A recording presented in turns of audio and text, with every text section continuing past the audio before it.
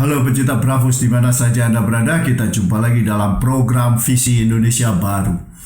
Kali ini kembali menampilkan sebuah webinar yang diselenggarakan oleh para sindiket. Sedangkan tema yang dipilih adalah tunda pemilu versus tunda IKN. Dua pembicara dalam program ini jelas menentang keduanya. Yang satu tidak. Bagi yang menentang, dari sejak awal proyek pembangunan IKN ini juga sudah tampak gegabah, bahkan melanggar berbagai peraturan dan perundangan. Hal yang sama juga terjadi pada rencana tunda pemilu, karena ini akan merusak demokrasi. Benny Harman dari Partai Demokrat yang sudah lama sekali saya kenal, sejak dia masih menjadi wartawan di media Indonesia. Ketika itu dia sudah idealis dan kelihatan sampai sekarang. Orang yang konsisten mengatakan bahwa penggagas pembangunan IKN dan juga penundaan pemilu itu sudah kehilangan akal atau alasan untuk meyakinkan masyarakat tentang betapa pentingnya keinginan mereka. Dia melihat bahwa ini sudah direncanakan dengan sangat baik. Sejak Menteri Investasi mulai mengungkapkan bahwa perlu adanya penundaan pemilu karena inilah yang dikehendaki oleh pengusaha. Kemudian disusul oleh ketua-ketua umum parpol lainnya yang juga merangkap sebagai pembantu presiden. Mereka adalah para menteri. Sebagaimana kita ketahui, ketua parpol yang mengusulkan penundaan pemilu ini adalah Ketua Umum Golkar Erlangga Hartarto, kemudian PKB dan PAN. Jadi bukan wacana biasa menurut Benny Harman atau wacana akademik atau wacana publik pada umumnya. Tapi ini merupakan pantulan yang sangat kuat dari sebuah keinginan besar dari pusat kekuasaan. Bravos, your digital radio station.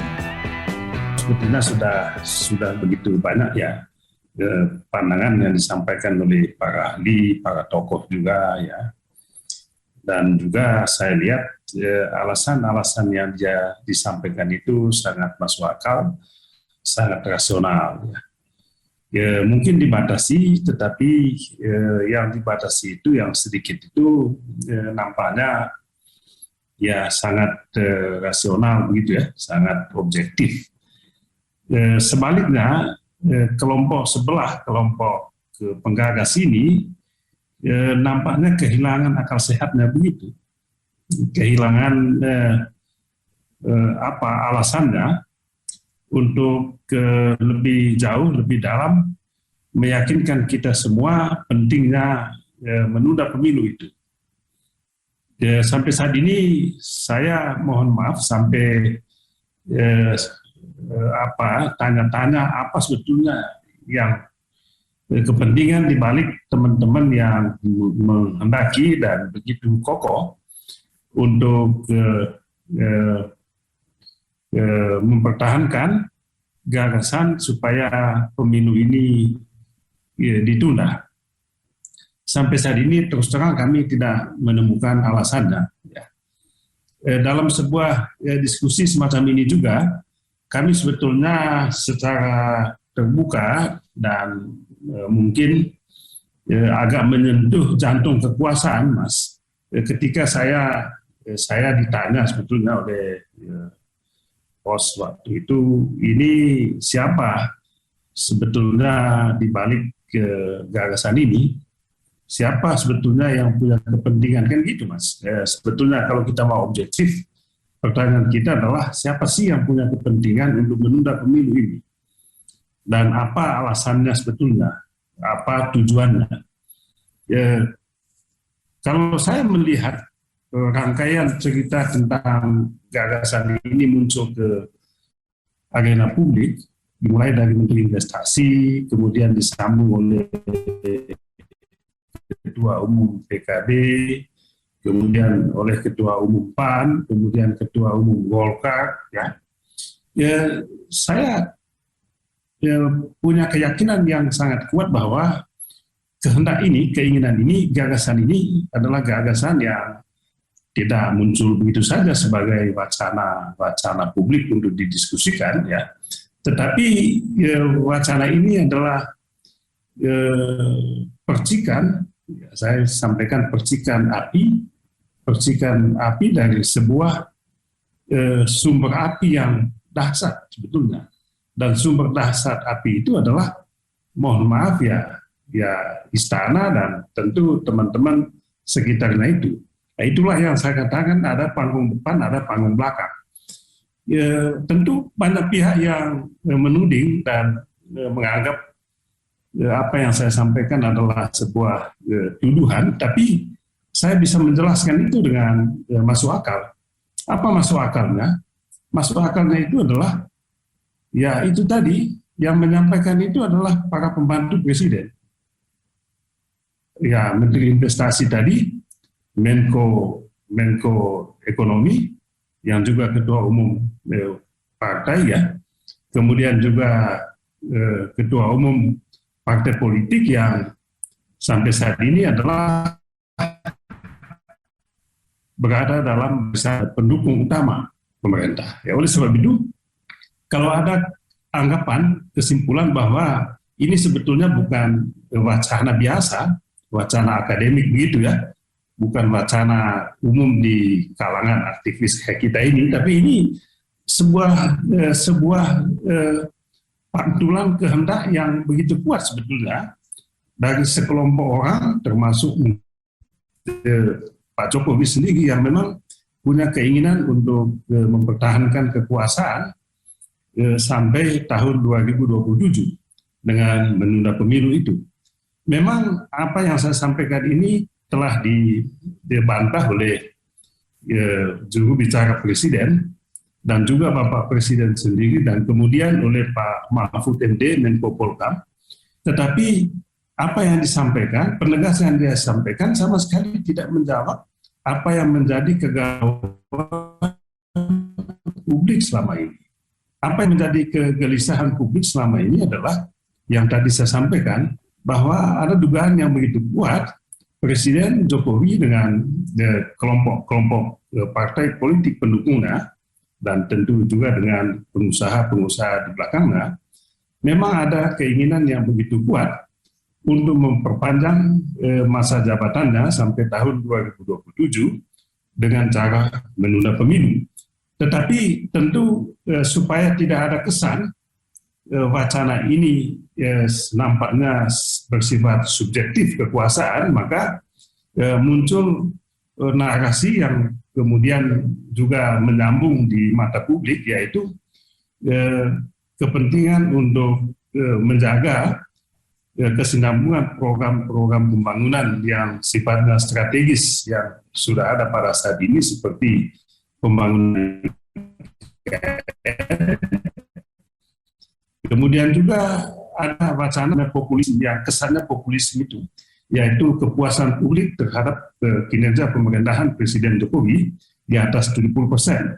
Kemudian tentu ada kondisi ekonomi yang tidak begitu bagus, malah ada lebih konyol lagi, ada pendukung yang mengait-ngaitkan ini perang Rusia lawan Ukraina menjadi salah satu sebabnya juga. Jadi macam-macamlah alasan yang coba dibangun oleh kelompok ini untuk meyakinkan publik. Tetapi nuansanya sebetulnya untuk menakut-nakuti publik supaya ya menerima begitu saja apa yang menjadi wacana yang diproduksi. Jadi wacana yang sengaja diproduksi oleh istana ya, untuk mendapatkan respon publik. Lalu kemudian ada yang mengatakan, nah ini permintaan rakyat, tapi sesuai dengan yang disampaikan oleh Mas Jajang tadi, hasil investigasinya nampak sekali bahwa ya rakyat yang dimaksudkan itu adalah orang-orang yang sebetulnya disuruh untuk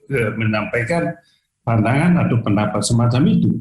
Jadi ada ketidaktegasan sikap Presiden, sikap Menko Polhukam. Jadi apa yang menjadi kegalauan publik sebetulnya belum dijawab oleh Bapak Presiden dan juga Menko Polhukam, ya, sehingga sampai saat ini isu ini masih menjadi isu yang sungguh-sungguh mencemaskan publik, ya, mencemaskan rakyat. Tidak bisalah Menko Polhukam atau Presiden mengatakan bahwa ini adalah wacana publik, ya, hak masyarakat untuk berpendapat, hak masyarakat untuk menyampaikan pandangan, dan di lain pihak Presiden mengatakan ya tetap patuh pada konstitusi. Itu kalau hanya itu saja, itu tidak ada masalah sebetulnya. Tetapi ketika yang tadi saya katakan bahwa wacana ini adalah wacana yang diproduksi oleh sebuah kelompok kepentingan untuk mempertahankan kekuasaan, maka di situ muncul kerisauan kita. Disitulah muncul kegelisahan kita. Nah, mengapa kita gelisah? Persis apa yang tadi disampaikan oleh Mas Jamaluddin tadi, ya, kita sungguh gelisah karena ini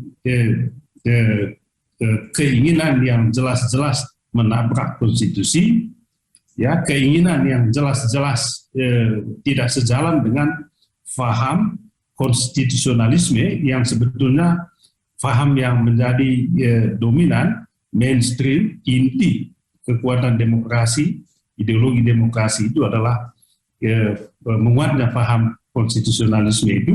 Kemudian alasan yang ketiga adalah kerisauan kita mengenai demokrasi kita di ujung tanduk. Ya, demokrasi kita pada saat ini sebetulnya boleh dibilang mengalami lesu darah, ya, mati suri sebetulnya. Jadi kita semua kecewa kalau ini sungguh-sungguh terjadi karena itu dilakukan oleh seorang pemimpin yang merebut kekuasaan dengan menggunakan perangkat demokrasi, tetapi kemudian setelah menjadi pemimpin, dia justru menggunakan perangkat demokrasi untuk secara langsung dan tidak langsung melumpuhkan perangkat demokrasi tadi, sehingga dia tetap eksis. Nah, salah satu indikasi agenda untuk mematikan perangkat demokrasi itu, ya, itu tadi munculnya keinginan untuk menunda pemilu yang jelas-jelas menjadi konsensus utama, perangkat utama untuk menegakkan demokrasi dan paham konstitusionalisme tadi. Belum lagi yang tadi disampaikan oleh Mas Azam tadi soal pelemahan, ya, institusi-institusi pengawas seperti Mahkamah Konstitusi, ya, KPK dan lembaga-lembaga peradilan lainnya. Kemudian juga suka atau tidak suka, betul sekali tadi disampaikan bahwa parlemen kita pada saat ini betul-betul hanya menjadi stempel kebijakan pemerintah. Jadi memang kalau mau kata kasar yang lebih jelek lagi, sebetulnya parlemen kita pada saat ini mengalami kelumpuhan sebetulnya. Jadi dengan kelumpuhan ini maka tidak ada kontrol politik tentunya, dan kemudian penguasa satu-satunya itu adalah presiden, kekuasaan eksekutif yang tentu puncaknya itu adalah presiden yang kemudian menggunakan segala kewenangannya untuk kemudian membawa kita semua ke jalan otoritarianisme. Saya rasa ini bukan soal kita setuju atau tidak setuju, tetapi ini hal yang harus kita lawan, harus kita tolak karena ini sungguh mengancam masa depan kita. Ada yang menyampaikan kepada saya, kenapa Demokrat menolak? Ya, padahal pragmatis, pemilu ditunda sampai 2027 kan ya bisa makan gaji buta kita. Tapi saya rasa kita tidak berpikir seperti itu. Ya, kita memilih jalan menjadi politisi. Ya, saya rasa siapapun tidak ada maksud untuk hanya mau makan gaji buta atau memperpanjang kekuasaan tanpa legitimasi, dan tentu tidak sejalan dengan paham demokrasi yang kita anut. Jadi sebetulnya sikap kami sebagai partai politik jelas sekali menolak bukan wacana tapi menolak dengan tegas keinginan kehendak presiden dan oligark yang ada di belakangnya untuk menunda pemilu dan mempertahankan kekuasaan tanpa sampai 2027 itu. Maka kemudian kami secara terbuka juga menanyakan apa yang menjadi instrumennya untuk memperpanjang kekuasaan dan menunda pemilu ini. Itu sama sekali tidak ada. Di dalam konstitusi, memperpanjang kekuasaan presiden itu tidak dimungkinkan. Itu menjadi alasan presiden bisa di-impeach. Tetapi konstitusi kita memungkinkan untuk memperpendek masa jabatan presiden, manakala presiden diberhentikan dengan alasan melakukan pelanggaran terhadap konstitusi, kemudian yang kedua alasan mangkat, kemudian alasan berhenti. Itu di dalam konstitusi kita, Mas. Ada masing-masing resikonya. Kalau diberhentikan itu melalui usulan DPR, kemudian Mahkamah Konstitusi, kemudian MPR. Kalau dia mangkat, tentu langsung kalau mangkat presidennya, MPR tentu bersidang untuk melantik otomatis sebagai presiden menjadi presiden. Tetapi kalau misalnya presiden dan wakil presiden juga mangkat, maka tentu harus ada mekanisme yang baru. Kan begitu dia. Kemudian yang ketiga, kalau presiden dan wakil presidennya berhenti, bukan karena diberhentikan, bukan juga karena mangkat, tapi berhenti itu bisa alasan konstitusional, Mas Agri. Apa alasan konstitusional? Kalau tidak ada pemilu, berarti tidak ada presiden. Kalau nggak ada presiden dan wakil presiden dan nggak ada pemilu, maka siapa yang bertindak sebagai presiden dan wakil presiden sementara?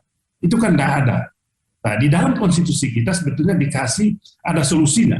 Solusinya yaitu bahwa presiden dan wakil presiden kalau tidak ada pemilu, dia harus berhenti, tidak bisa dia memperpanjang kekuasaan.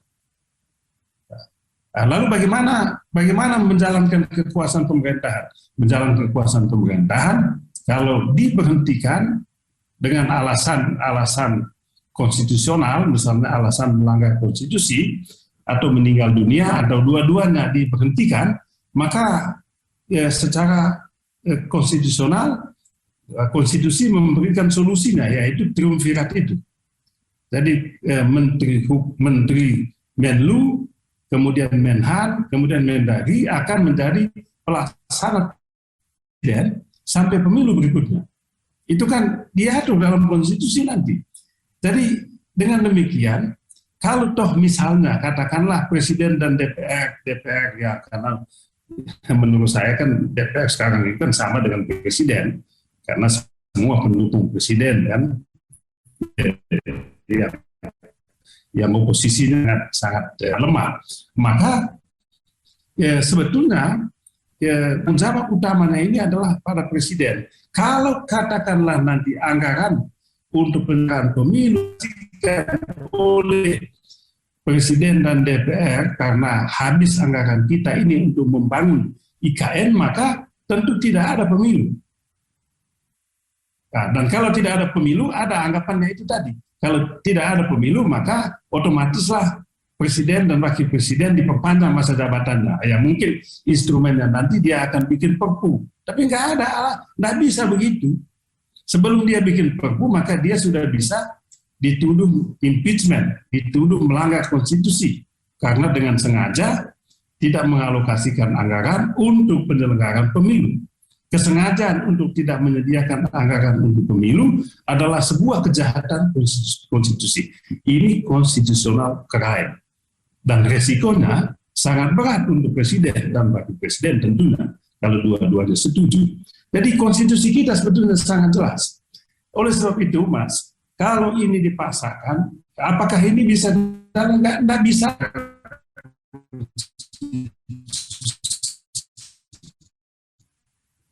Tapi bisa, tidak kelompok-kelompoknya secara sengaja mengabaikan konstitusi, aturan mainnya ini diabaikan, dan yang ditonjolkan adalah pendekatan kekuasaan, maka ya jadilah kan begitu.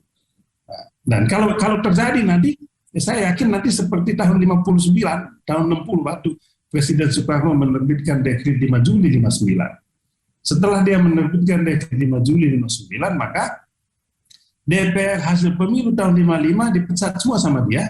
Lalu dia mengangkat DPR baru dan wajib menandatangani surat pernyataan loyal kepada presiden Bukan tidak mungkin nanti seperti ini lagi. Dan ini dilakukan persis untuk menyelamatkan IKN. Masa IKN lebih diutamakan daripada negara Republik kita ini? Masa IKN lebih diprioritaskan daripada pemilu? Saya rasa ini menjadi pertanyaan publik yang saya tidak tahu kalau publik menganggap ini sebagai sebuah kewajaran demokrasi ya, atau kepatuhan demokrasi. Tapi bagi kami ini adalah sebuah pelanggaran berat terhadap konstitusi, bahkan tidak dalam bahasa yang lebih lugas saya katakan ini adalah constitutional crime, kejahatan konstitusi yang dilakukan oleh seorang kepala negara. Ini adalah sebuah pengkhianatan terhadap konstitusi, pengkhianatan terhadap rakyat, dan hukumannya itu kalau di negara lain ya bukan hanya pemberhentian, tapi bisa lebih berat dari itu. Nah, ini sungguh-sungguh sebuah kejahatan demokrasi, sebuah kejahatan konstitusi. Jadi posisi kami sebagai partai politik yang lahir oleh gerakan reformasi, ya, memanggul mandat reformasi, tidak ada kata lain selain menolak setiap langkah yang dilakukan oleh presiden ataupun kelompok-kelompok partai-partai politik yang hendak atau memaksa presiden untuk mengambil langkah-langkah merampok konstitusi untuk melanggengkan kekuasaan. Apakah bisa mengubah konstitusi? Bisa aja mengubah konstitusi untuk masuk ini, tapi kan malu kita. Kalau mengubah konstitusi untuk memperpanjang kekuasaan, ya kan aneh. Malu kita sebagai rakyat kita. Kok konstitusi diubah untuk memperluas, memperbesar kekuasaan dan memperlama kekuasaan. Kalau mengubah konstitusi untuk kepentingan rakyat itu masuk akal itu. Dan ada mekanismenya. Ini konstitusi diubah untuk memperpanjang kekuasaan dan juga untuk memperbesar kekuasaan. Menurut saya tidak masuk di akal. Ya bukan soal tunda pemilu atau tunda IKN-nya. Kami dari awal sebetulnya kan kita juga termasuk menolak proyek IKN ini ya. Karena kami anggap penolakan kami itu tidak ada manfaatnya, maka kemudian kami memformulasikannya itu dengan bahasa menyetujui dengan catatan. Tapi sebetulnya menolak dengan catatan. Jadi dua hal yang secara substantif sama, tetapi intinya adalah ya kita tentu agenda pindah ibu kota itu adalah hal yang ide yang sangat baik, tetapi kan timingnya belum tepat di saat situasi dan kondisi ekonomi kita yang tidak memungkinkan untuk kita lakukan proyek besar itu. Jadi apa yang kita mau capai sebetulnya dengan mengorbankan sebuah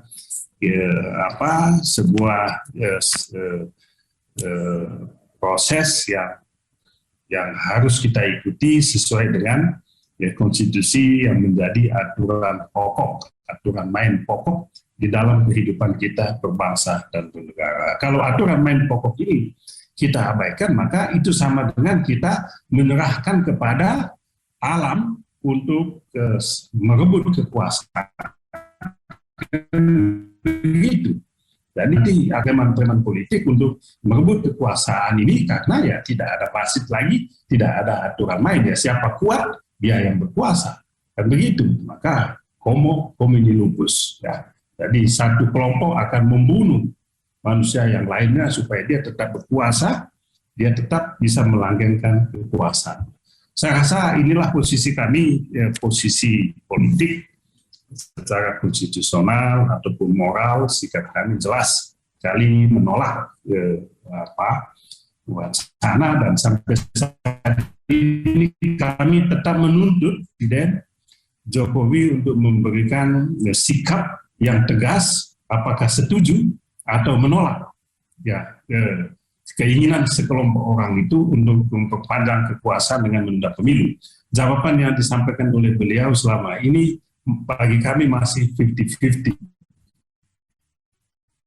Ya, antara menunda, antara setuju satu kaki dan satu kakinya juga masih menunggu. Padahal menurut kami Presiden tidak ada pilihan lain dalam situasi begini, harus menolak, sebab itu merupakan pelanggaran berat terhadap konstitusi, dan sumpahnya pada saat pelantikan adalah setia pada konstitusi.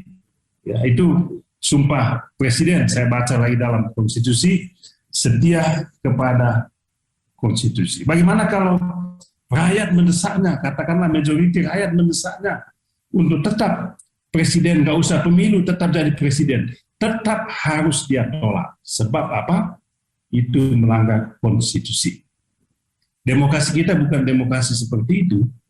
Demokrasi kita adalah demokrasi konstitusional, demokrasi kehendak rakyat yang dibatasi oleh konstitusi.